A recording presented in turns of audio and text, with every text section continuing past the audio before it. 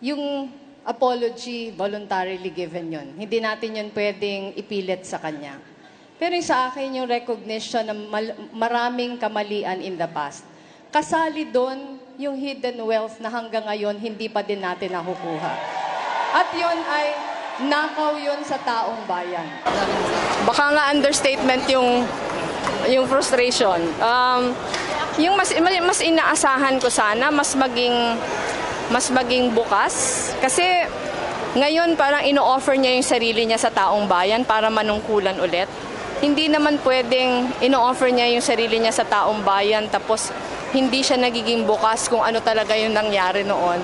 Parang yung sinasabi niya lang na the sins of my father are not my sins. Alam naman natin yung datos nagpapakita na very active yung kanyang participation. Yung patapos na yung martial law, malapit na pala mag-EDSA, 1985 I think, ginawa siya na head ng PhilComSat. Ang taas-taas ng sweldo. Nung umalis na sila sa Pilipinas, nakikita natin na sa mga dokumento, malaki yung participation niya sa pag-administer ng kanilang kayamanan. Kahit tingnan natin yung SALN niya, napakataas. Hindi niya naman ine-explain kung saan yung galing. Yung nakakalungkot lang dito kasi marami tayong mga kababayan na naghihintay ng hustisya, na hindi nagbibigay sa kanila yung hustisya. Marami tayong mga, yung hidden wealth, yung nakaw na yaman, hindi naman yun sa kanila, hindi yun sa kahit sinong tao, pero para yun sa Pilipinas kasi galing yun sa atin. Madali lang magtago sa SALN, madali lang magsabi na wala. Pero yung pinaka-measure talaga, anong klase yung pagbuhay?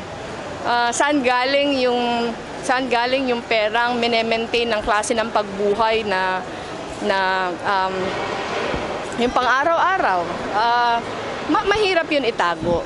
Ang tanong, yung kanila bang income, as a legislator, bawal naman magkaroon ng negosyo. As a public official, bawal naman yun. So saan ang gagaling yun na napakalaki? Kaya sinasabi, ibabalik ko daw kung ano-ano. I cannot give what I do not have. I do not have what you are. I do not have control. I do not have any knowledge of any of the things.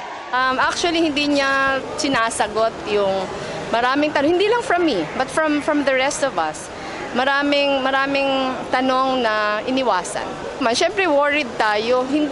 Kahit siguro hindi siya pinakamataas. Kahit pa siguro pang-4 lang siya o pang-5, worried pa din tayo. Kung marami pa ding naniniwala na karapat-dapat na mahalal bilang isang public official, considering na hindi pa naman pinagbabayaran yung mga kasalanan in the past.